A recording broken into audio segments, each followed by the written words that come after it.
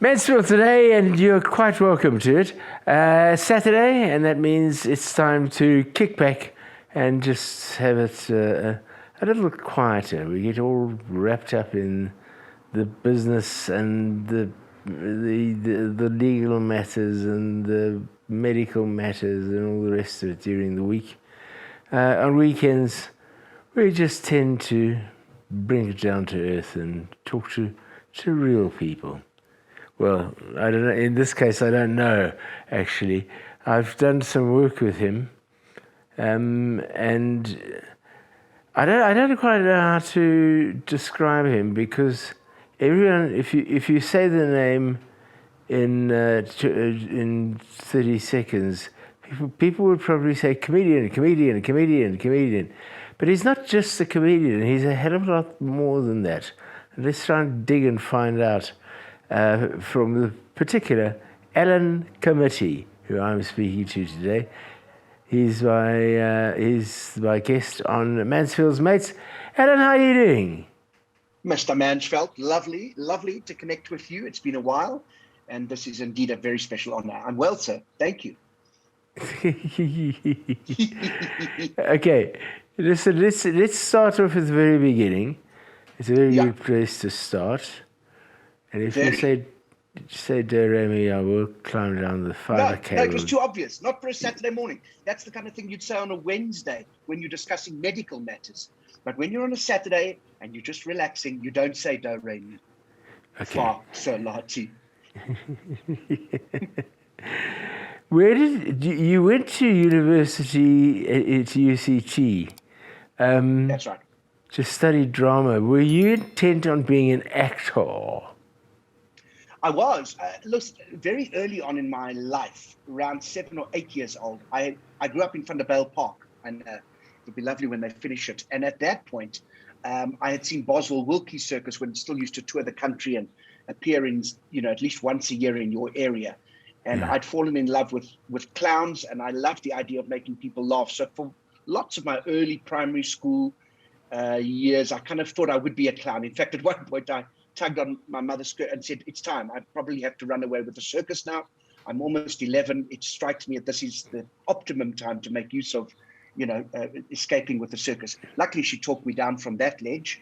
But by the time I'd left primary school and we had moved to Cape Town, I knew that I wanted to perform. I knew I wanted to be an actor.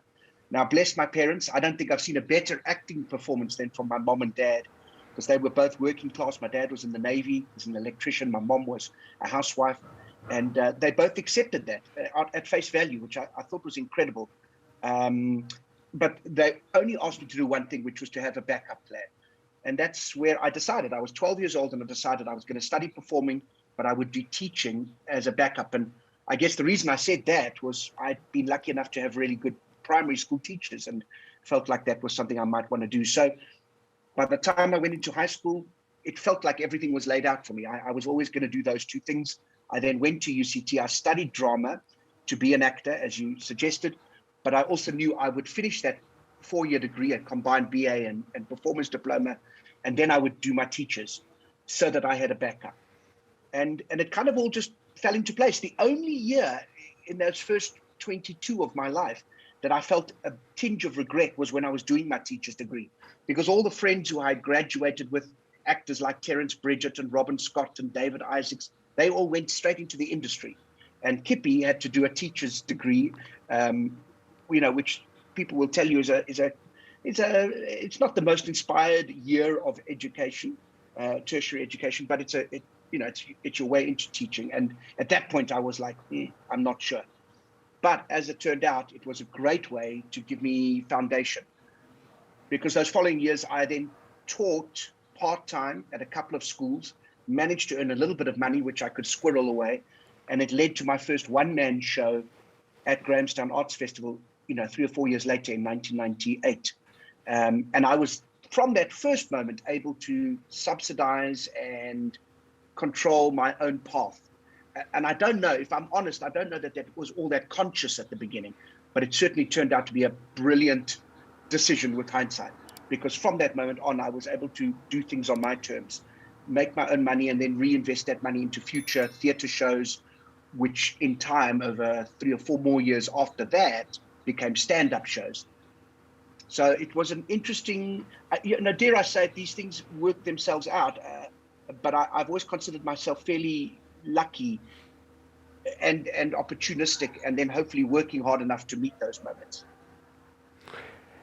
Alan, the businessman in you is obviously coming out here, and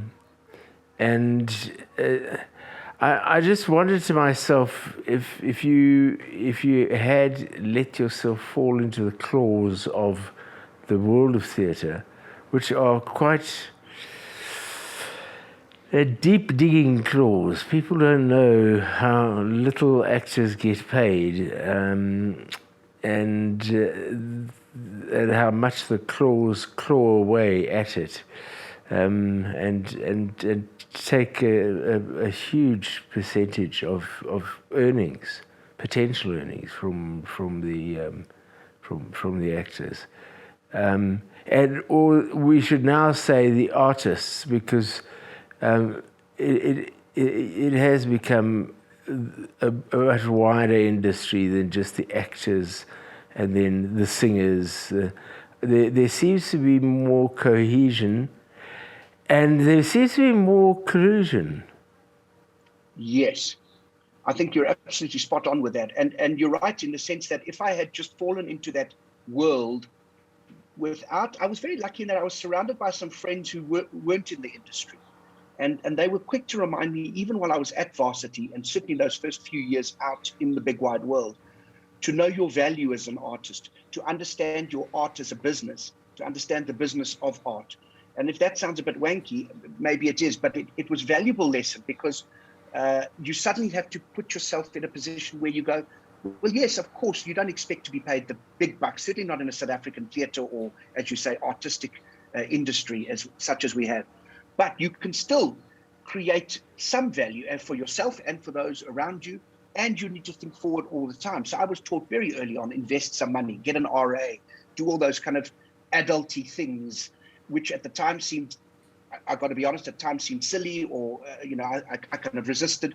But I'm glad I didn't, that I did push through, because what it did lead to within 10 years was the ability again to control my own destiny, to not only do one thing, to not be pigeonholed or wait for theatre managements or production houses in TV or film to contact me and audition me, and if I was good enough, do it. The truth of the matter is, and I always use a cricket analogy because I'm a big cricket man, as you well know. Yes. To my mind, I wasn't Herschel Gibbs. I wasn't the superbly talented, free-flowing, instinctive player. I was Gary Kirsten. I had 3 shots, but if I stayed around long enough and nerdled around, I could make a big score. And so I kind of thought, well, this is not for me to rush off overseas and try and make it big. It's not for me to depend just on my skills. I have to find out what I do well, maximize those abilities, and then stick at them and make sure they work for me. And what's interesting now, as a 48-year-old, having been in this world now for almost 20, in fact, 25 years this year, that's worked out very well, because now in the last 10 years, having done what I can do reasonably well, I've been able to expand and do a whole lot of other more interesting things. And, you rightly said at the beginning of this interview, I've been lucky enough not just to be pigeonholed as a comedian. I love comedy. I adore making people laugh. I'm very lucky that I get to, in fact, Live and Let Laugh, which I've just finished at Monty Theatre, was my 25th solo comedy show. But alongside that, I've also been able to do a full Richard III at Maynardville Open Air Theatre, a production of The Producers in the world of musical theatre, which is way out of my comfort zone, to do Oleanna, which is a very serious two-hander by David Mamet, or win an award for Rosencrantz and Guildenstern, which is a Tom Stoppard play. So I do get to play in all of those pools and hopefully challenge myself.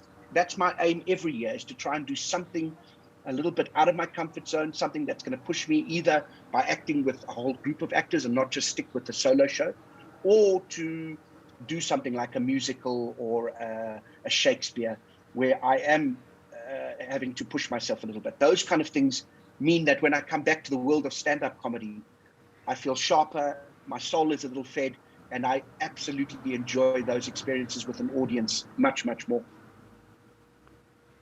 Much more than what, Ellen? Well, I suppose what can happen in the world of doing anything singularly, like the world of stand-up, is that you can get caught up in all the politics and the minutiae of it. You can also get bored of it. My mentor, Mark Banks, many years ago, he said to me, at some point in your career, you will stop hearing the laughs. It'll just become so mundane, and it'll be a moment in your life where you have to kind of reflect and look back at why you do what you do. And I think that's true of almost any vocation or job. You know, if you do it, you've done it broadcasting for so many years and so brilliantly, you know those moments where you suddenly question it. You go, am I still enjoying myself, or is it still worthwhile? Am I still getting the thing out of it that I used to?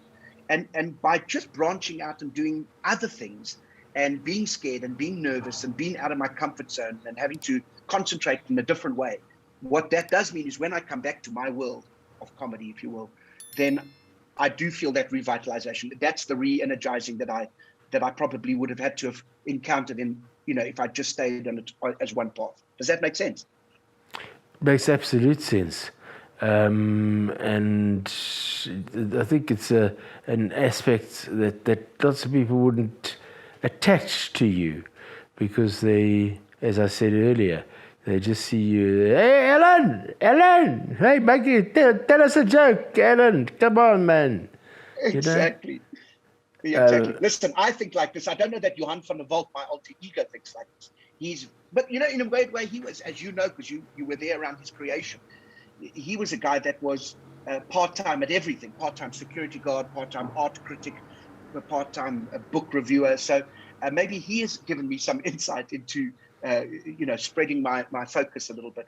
But I think in this country, if I was in England or in America, in those big pools, Broadway and West End, for my industry, for theatre, I would have to be pigeonholed. There are so many thousands of brilliant artists trying to do the same thing, that if you found anything that you were good at, that was the thing that you were then suddenly good at, and people wouldn't give you an opportunity to do other things. In this country, for all its other limitations, and you've picked up on some of them already, for example, that we don't get paid even close to what we should be, but also simply things like our work, the opportunities are so limited. At least here, I can do voiceovers. I could direct a show, which I've done. I've started going into directing, which I love. I can produce my own projects and for other people. I can invest in bigger musicals. Peter Turin has been an incredible hero in my life in the sense that he's one of our big independent commercial theatre producers, and he's allowed me to learn from him and to invest in some of his projects. So I'm able to do all of that, plus comedy, plus theatre, plus on occasion silly things like appear in an opera that Janice Honeyman directs, or do something for the Cape Town City Ballet. Not that anybody wants to see me dance, but those kinds of exciting and unusual ventures means that what I do, which is what I love, is also very exciting and different from day to day. Now, you mentioned Johan van der Walt there. How important to you are those alter egos? Are they just a way of telling a message in a different form, or do you find you can say things as Johan van der Walt that you can't really maybe say as Ellen Committee? Yeah, I think there's some truth in that. Listen, characters like that, Johan, of course, being the most famous of the characters that I've played. I've created a couple of others, Trevor Tahor, who's a demotivational speaker, and one or two others. But they are either conduits for a different format or a different style. So sometimes in my own stand-up shows, I don't just want to be standing with a microphone in a follow spot. I want to have a theatricality to my shows. So there's lighting in the script and some sound and costumes. And then these characters allow for a different format. It breaks up the feel of the show. But you're absolutely accurate in saying that these characters also allow for a different voice, a different set of opinions or attitudes. And they might not be things that I would get away with as Alan, the comedian, but would get away with out of the mouth of Johan, for example. Yeah. And to be fair, and you know this, we've had this discussion over the years. There was a time when Johan became more famous than I was. And you have to work hard at not getting jealous at your own character. So I put him away for a while which is such a bizarre thing. But I know Peter Dirk Ace had that with Tanya Evita. Mark Lottrings had a similar experience with his Auntie Merle. But just recently, this last show, I kind of brought him out of I was going to say out of the closet. Well, maybe, because his favorite film is Brokeback Mountain. So it's quite possible I pulled him out of the closet. And it was fun to do Johan again. It was fun to kind of speak. And it's incredible how he transformed your body and how he's lived for so long inside me that it's very hard to keep him away for too long. And he has his own claim to fame as well, which you can't tamper with, because he is part of history. 100%. Exactly. He's had a whole, that show Van der Walt, where he went back and described all his influence in South African history. There's no argument with that. It's weird how sometimes I have conversations with Johan in my head when I'm playing him, because Alan wants to get on with the show and Johan's going, no, give me a moment, I've still got more to say.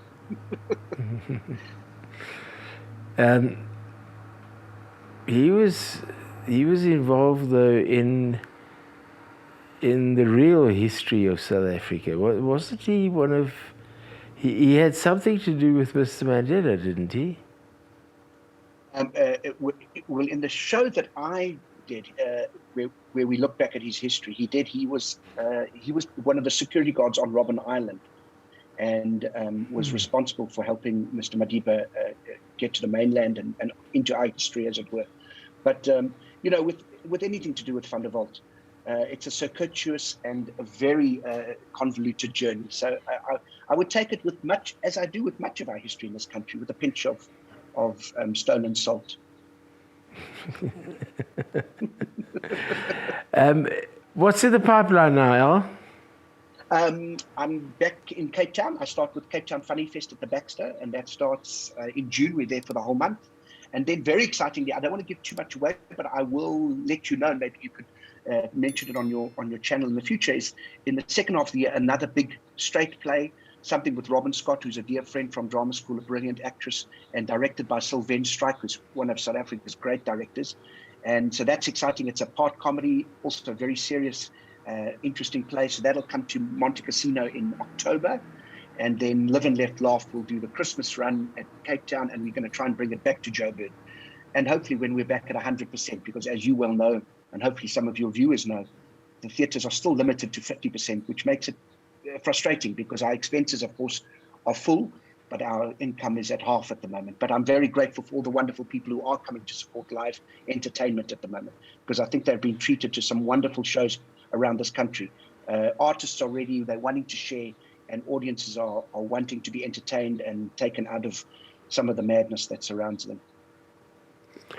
Alan Committee, our guest on Mansfield and Mates, thank you very much for joining us this Saturday morning. Wonderful to talk to you, and we'll catch up in the near future. Thank you, sir. Always a pleasure. Cheers. Alan Committee. If you enjoyed that conversation, then all you need to do is hit subscribe. It's as simple as that. Now, bugger off. It's as simple as that as well. Cheers, guys.